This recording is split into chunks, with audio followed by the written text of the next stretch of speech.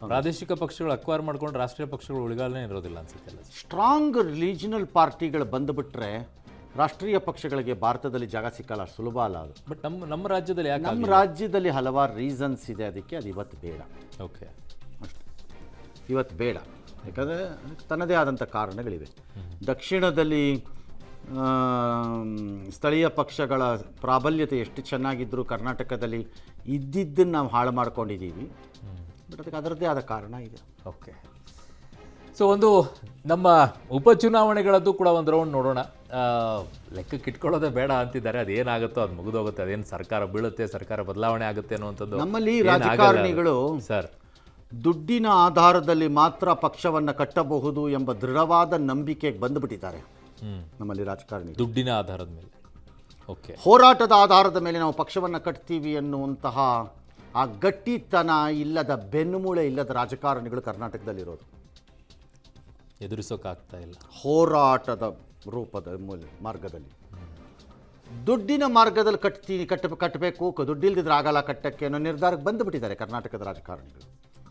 ಅದರ ಪರಿಣಾಮ you don't see a powerful local ಫೋರ್ಸನ್ನು. ಕಮ್ಯುನಿಸ್ಟರನ್ನ ಅಳ್ಳಾಡಿಸಿದಾಗ ಮಮತಾ ಬ್ಯಾನರ್ಜಿ ಆಕೆ ಕೈಲಿ ದುಡ್ಡು ಇರಲಿಲ್ಲ, ಆಕೆ ಕೈಲಿ ಯಾವ ದುಡ್ಡೂ ಇರಲಿಲ್ಲ. ಗ್ರೌಂಡ್ ಲೆವೆಲಿಂದ ಹೋರಾಟ ಮಾಡಿದರು. ತಳಮಟ್ಟದಿಂದ ಕಾಸಿಲ್ಲದೆ ಭಿಕ್ಷೆ ಬೇಡ್ಕೊಂಡು ಫೈಟ್ ಮಾಡಿದ್ಲು ಅಷ್ಟೇ. ತಳಮಟ್ಟದಲ್ಲಿ ಆ ಥರ ನಮ್ಮಲ್ಲಿ ಕಾಣಲೇ ಇಲ್ಲ. ನಮ್ಮಲ್ಲಿ ಇಲ್ಲವೇ ಇಲ್ಲ. ನಮ್ಮಲ್ಲಿ ಯಾರಿಗೂ ಆ ತಾಕತ್ತೂ ಇಲ್ಲ, ಆ ನಂಬಿಕೆಯೂ ಇಲ್ಲ, ಆ ಶಕ್ತಿನೂ ಇಲ್ಲ. ನಮ್ಮಲ್ಲಿ ತಳಮಟ್ಟದಲ್ಲಿ ಕಟ್ಟಲ್ತು ಅವಳು. ಅಲ್ಲ, ನಮ್ಮ ರಾಜ್ಯದ ಜನನೂ ಕೈ ಹಿಡಿತಾರೆ ಸರ್. ಕಾಸು ಇಲ್ದೇನೆ ನಾವು ಹೋರಾಟ ಮಾಡ್ಕೊಂಡು ಒಂದು ಪಕ್ಷ ಕಟ್ತೀವಿ ಅಂತಂದಾಗ ಗೊತ್ತಿಲ್ಲ, ಅಟೆಂಪ್ಟ್ ಆಗಿಲ್ಲ ಇನ್ನು. ಅಟೆಂಪ್ಟ್ ಆಗಬೇಕು. ಆ ಅಟೆಂಪ್ಟ್ ಮಾಡುವಂತಹ ವ್ಯಕ್ತಿಗೆ ಆ ನಂಬಿಕೆ ಇರಬೇಕು ಜನರಿಗೆ.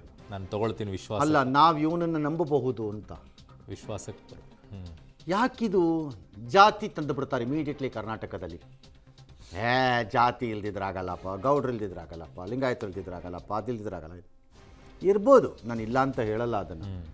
ಆದರೆ ಒಂದನ್ನು ನೆನಪಿಟ್ಕೊಳ್ಳಿ, ಅರ್ಬನ್ ಸೀಟ್ಸು ಇನ್ಕ್ರೀಸ್ ಆಗ್ತಿರೋ ಪರಿಣಾಮ ಅರ್ಬನ್ ಏರಿಯಾಸಲ್ಲಿ ಜಾತಿ ಮೀರಿ ಮತ ಹಾಕಿಸ್ಬೋದು ಜನರ ಕೈಲಿ. ಹೌದು, ಎಸ್, ಹಾಕಿಸ್ಬೋದು. ಈ ಕಾನ್ಸೆಪ್ಟಲ್ಲಿ ಯಾರು ಒಬ್ಬರು ತುಂಬ ಪವರ್ಫುಲ್ ಆಗಿದ್ದವರು, ಜನರನ್ನು ಮೆಚ್ಚಿಸೋರು, ನಂಬಿಸೋರು, ನಂಬಕ್ಕೆ ಅರ್ಹರಾಗಿರೋರು ಮಾಡಿದ್ರೆ ಆಗ್ಬೋದೇನೋ. ದುಡ್ಡೇ ಬೇಕು ಅಂತಲ್ಲ, ದುಡ್ಡೂ ಬೇಕು, ನಾನು ಇಲ್ಲ ಅಂತ ಹೇಳಲ್ಲ ಚುನಾವಣೆಗೆ. ಬಟ್ ದುಡ್ಡೇ ಬೇಕು ಚುನಾವಣೆಗೆ ಅಂತ ನಾನು ಹೇಳಲ್ಲ. ಓಕೆ.